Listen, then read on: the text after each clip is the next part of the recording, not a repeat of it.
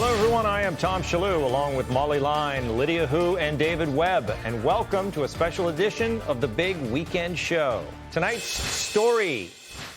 It's all about the art of the deal. The Trump administration has announced a trade deal has been reached with China.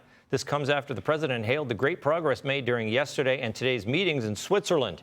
Treasury Secretary Scott Bessent and Trade Representative Jamieson Greer detailed the negotiations earlier today. We made substantial progress between the United States and China in these very important trade talks. We will be giving details tomorrow, but I can tell you that the talks were productive. The president declared a national emergency and imposed tariffs, and we're confident that the deal we struck with our Chinese partners will help us to work toward resolving that national emergency. This all comes as President Trump is set to take his first trip to the Middle East during his second term. The president is set to visit with leaders from Saudi Arabia, Qatar, and the United Arab Emirates starting Tuesday, as the U.S. held another round of nuclear negotiations today with Iran. Lucas Tomlinson is live in Riyadh, Saudi Arabia, with all the latest. Hi, Lucas.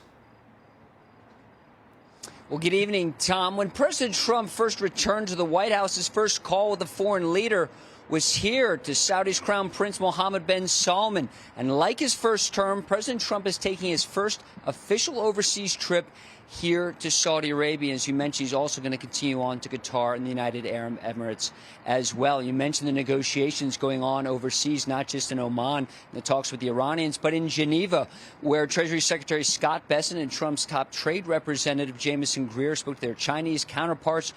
Earlier, North Dakota Senator John Hoeven said this is an important first step. This is very encouraging. Obviously, they're not going to have a deal fully done. You've got Jamieson Greer over there, the U.S. Trade Representative, and Secretary Bessent. That's the first string, no doubt about it. But they're still going to come back and talk with President Trump and all those kind of things. But the important point is they made real progress and have a framework to get to a deal. Bessent said in Geneva details of what the White House called a deal will be released tomorrow. Officials said it's likely to follow the model of the U.S.-UK trade agreement, which reduced tariffs on aluminum, steel, and cars. As I mentioned, there's some other negotiations going on today. Trump's special envoy, Steve Witkoff, is in neighboring Oman, meeting with Iranian officials over its nuclear program. Both sides touted progress and said they will meet again. They've already met 4 times. Now, some good news, Tom. Hamas said late today would release the last living American hostage held in Gaza, 21-year-old Edan Alexander from New Jersey, who served in the Israeli military. Israel says there will be no ceasefire during the exchange, and Hamas said that release is scheduled for Tuesday. And, of course, that's the same day President Trump arrives here in Saudi Arabia. So some good news here from the region, Tom. Very good news. Thank you, Lucas. Okay, let's do some analysis. But Molly, maybe get your take on that news. The last living hostage is being released. That would be remarkable, and I really, truly, deeply hope that that is true. Witkoff is expected to go to Israel. We hope that Edan Alexander, he's now 21. He was 19 when he was taken hostage, the last living American hostage in Hamas captivity, and hopefully that does come to pass. Ultimately, big things. Lucas Tomlinson there at the end of his report said some good news. And I think that is the case. For the last couple days of the Trump administration on war and peace, on diplomacy, on the economy, teasing ahead to potentially some big headlines to come on trade on Monday.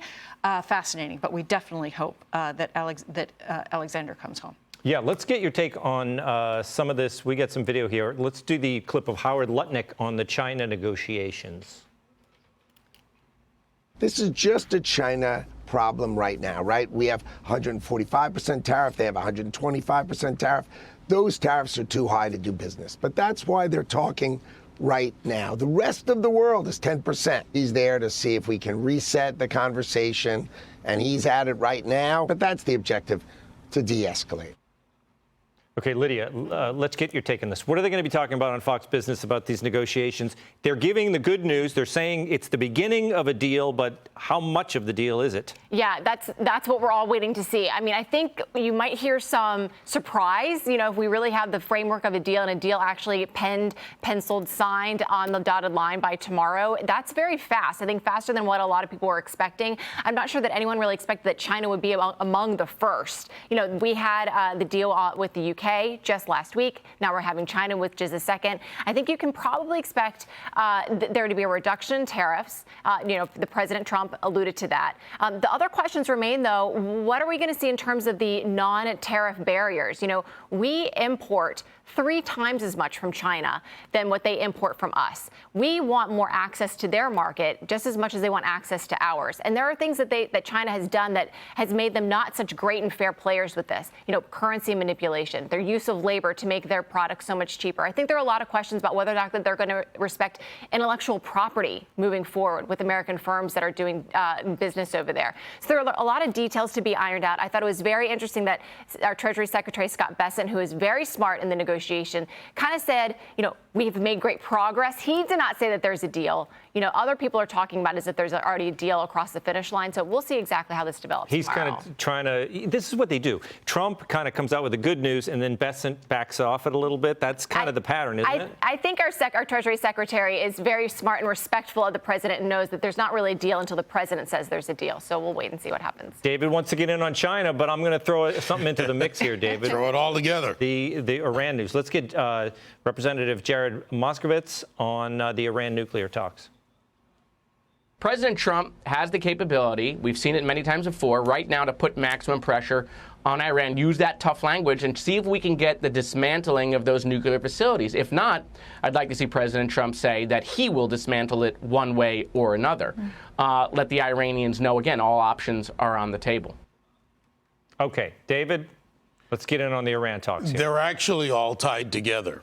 And if you think about even the time difference, right now it's nighttime where Scott and the trade rep are. So whatever's been done has been done already, unless they're working up past midnight. Iran, China, the deal with us. China's the big player in the Middle East. They buy their oil from Iran. They have a lot of power in the Middle East. If you think about it, their military equipment was even used in the Pakistani attack in India.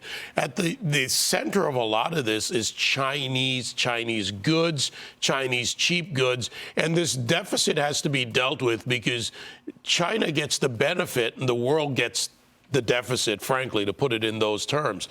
We have got to get China back on track as best we can. And Trump uses one thing which we haven't seen played yet, to the point of whether Bessent is correcting or cleaning up. He's really not. It's Trump's way of operating because Trump has told him before, and we've seen this, I'll go back to the table. And in the case of UK, he got another $1 billion on the table. In the end, he is the president. He will make the decision. So they're working as a 1-2 punch. And with China at the middle of this, and think about the Swiss, they have an embassy with Iran. They're a linchpin to that. China. There's a reason we're there. It's not just because that's the place to do the deal. It's where there are multiple people that can be involved and a lot of signals to be sent. Yeah, Molly, what do you think is going to be? There's so much news today, I know, right? I know. What do you think is going to be Monday's #1 thing that the White House is pushing? I think they're pushing whatever it is that they've got on the table for China. They're kind of teasing that ahead and saying we're going to have the big news tomorrow. And what it is, hopefully we'll find out then. And as you mentioned, the best at forward and backward, and maybe the president has some big news. So I think that's the big one ahead. But there's another headline here. Ukrainian President Volodymyr Zelensky says he's ready to meet personally with Vladimir Putin. And that's a whole other part of this. And this might be the most challenging part of the diplomacy that's going on right now, where we're seeing some successes potentially in Israel with the potential release of this final American that they're still holding. And in China, we're seeing the economic success. But the Ukraine and Russia challenge seems to still be one of the toughest ones. Maybe this is where Molly is. She's forcing me to change the subject to that very thing. China isn't the only adversary making news today. Russian President Vladimir Putin is proposing direct peace talks with Ukraine this week in Turkey to try to end the 3+ years of fighting.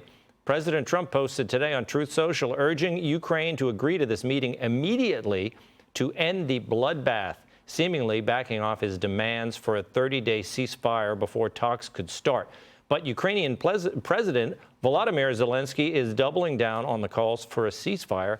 He says he will be waiting for Putin in Turkey on Thursday. Okay, David, I bet you have an opinion about this. So Putin is saying maybe no ceasefire. He wants to start talks while the bullets are still flying. Why is that? You know, with Vladimir Putin, it's beyond chess, and you're not sure. The uncertainty. Russia has a lot of influence in Turkey, right down to the rail lines. The rail widths are Russian widths.